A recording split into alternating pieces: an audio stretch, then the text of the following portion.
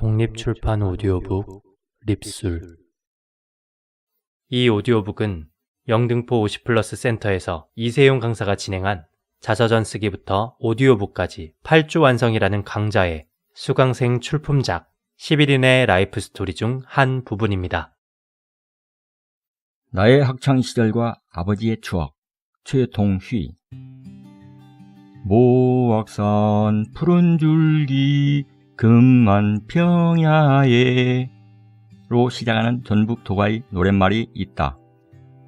금만 평야는 호남 평야의 곡창지대인데 이곳인 김제 만경 평야에서는 나는 1954년 3월 22일 태어났다. 용담 초등학교 1학년 때의 일이다. 수업이 끝나고 집에서 어머니가 보는 앞에서 숙제를 했다. 국어 숙제를 하는데 노트에 인쇄된 줄판이 유독 작아서 글씨를 쓰는데 자꾸 삐뚤삐뚤하게 써진다. 옆에서 지켜보던 어머니는 참다 못해 회초리로 나의 종아리를 내리쳤다. 이놈의 자식, 이게 글씨야? 당장에 노트 사와서 다시 써봐. 어머니의 호통에 나는 겁을 먹은 채 문방구에 달려갔다. 그리고 줄 간격이 넓은 새 노트에 정성을 다해 써 내려갔다. 이런 어머니의 혹독한 훈련 덕분에 2학년에 올라와서 2차례 시험을 치렀는데 100점 만점에 100점 95점으로 1등을 하게 되었다. 다시 세월은 흘러 초등학교 5학년 때는 전라북도 연합고사를 익산시에서 보게 되었다. 이때도 성적이 비교적 우수했었다. 대개 초등학교 시절은 두뇌 활동이 왕성해서 사물의 이치가 쏙쏙 머리에 들어오는 시기이다. 나는 어릴 때 체구가 좋아서 1학년 때 우량상을 받았다. 상급생은 최우수 성적상, 나는 우량상으로 무려 노트 16권이나 받았다.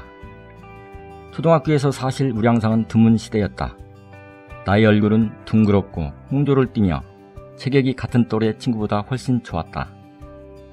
익산 남성 중고교 시절, 중학교 국어 선생님은 곱슬머리에 얼굴이 꼭 케네디 대통령을 닮아 케네디라고 불렀다. 선생님은 독실한 크리스찬으로 교과서를 읽으면서 해설해 주시다가도 수업이 끝날 때쯤 되면 자주 성경 구절을 읽고 해설해 주셨다. 그런 후 예수님을 믿고 교회에 나가라고 우리에게 전도하시곤 했다. 고3이었던 1971년 봄, 전교생들이 운동장에 모여서 삼선개헌을 통과하여 금권과 관권을 동원한 부정선거를 규탄하는 데모를 주도하였다. 학생회 임원 4명이 징계를 받았다. 나의 아버지 고향은 정읍군 북면 마정리이다. 아버지는 외모가 준수하고 머리도 좋고 공부를 잘했다. 심지어는 초등학교 2학년 때 상급반인 5학년 형들 숙제를 대신 해주었다고 했다. 아버지는 이리에 있는 농림학교를 다니셨는데 이 학교는 일제강점기에 호남에서는 고창북 고보와 함께 명문학교였다. 일본인 학생 반, 한국인 학생 반이 있었는데 아버지의 성적은 상위권으로서 1등 자리를 놓치지 않았다. 우리 형제 중 큰형도 명문학교인 전주북중과 전주고를 졸업했다. 작은형과 나는 이리 남성 중고를 다녔는데 시험 성적이 나올 즈음에는 초긴장 상태였다. 아버지는 형제들이 성적이 기대에 미치지 못하자 우리들을 앉혀놓고 가끔 훈시를 하시곤 했다. 우리 집안의 증조할아버지 최영자 대자의 남동생은 동아경명 때 태인의 접주로 전봉준과 함께 서울로 압송되어 처형당한 3인의 한 명인 최경선 장군이다. 조선시대에는 태인은 큰 고을이었다. 몇 년 전 전라북도 도청에서 묘역을 단장하였다고 해서 우리는 성묘를 가게 되었다. 김유신 장군 묘와 같은 큰 묘에 12명의 접주를 상징하는 돌 병풍이 둘러져 있고 12명의 접주 이름이 새겨진 사발통문 비석이 있다. 요즘 드라마 녹두꽃에 증조할아버지가 태인 접주로 농민군을 모아 돌격하는 모습이 잠깐 나온다. 북면 일대가 거의 할아버지네 땅이었다고 한다. 내가 고등학교 3학년, 아버지가 농협 상무로 계실 때 쌀값을 서울의 할머니 친척에게 빌려주었는데 환수를 못하여 부도가 났다. 그러자 부모님은 급히 서울로 올라오셨고 돈을 빌려준 친척집 옆으로 이사하여 직장을 다니셨다. 한국세라믹 도자기 회사 총무부장으로 자리잡아 정릉에서 수원까지 매일 2시간을 출근하였는데 결국은 빌려준 돈은 끝내 받지 못했다. 나의 사회생활. 나도 고등학교를 졸업하고 서울로 올라와서 닥친 대로 일을 했다. 건축공사장, 우유배달, 약국에서 약도 팔기도 하고 어린이날에는 어린이대공원 창경궁에서 아이스크림도 파는 등 어려운 시기를 보냈다. 아버님도 도남동에서 아크릴 간판 가게를 하였는데 주로 아크릴 간판, 네온사인 썬팅 일을 1년 동안 하셨다. 네온사인 유리는 종로 3가, 변압기는 청계천 5가 공장에 매주 사러 다닌 기억이 있다. 시간이 흘러 결혼 정년기가 되자 나는 아버지의 동기동창인 미연회사 부사장님의 추천으로 미연회사에 입사하게 되었다. 3년 남짓 다니다가 퇴직하고 1978년 12월 서울시 구급으로 마침내 공직에 입문하였다. 1978년 12월 성북구청을 시작으로 1980년 4월 관악구청, 서울시청, 용산구, 동작구청 등 근 35년 동안 6일인 공직생활에 몸을 담았다.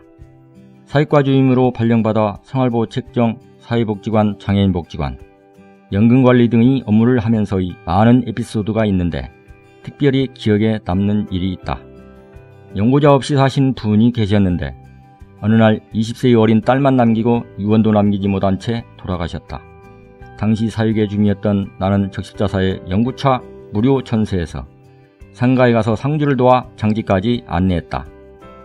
또 기억에 남는 여러가지 일들이 있다. 첫 번째는 복지관에서 장애인들이 복지관 복도에 석유를 뿌리고 불을 지른다고 데모하여 경찰관들과 함께 밤새 대기하면서 설득했던 일. 두 번째는 IMF 때 직업상담사 12명과 같이 취업상담, 기업체 인사 담당자들을 일일이 찾아다니면서 직원 모집하러 다닌 일. 세 번째는 주택정비팀장 시절에는 사육신묘 바로 아래 아주 오래된 시민아파트 17평을 철거하여 초고층 20층 아파트 34평으로 신축 이주해 주었던 일 등 지나간 수많은 일이 주마등처럼 뇌리를 스쳐가며 나의 기억 속 저만치에 달려간다.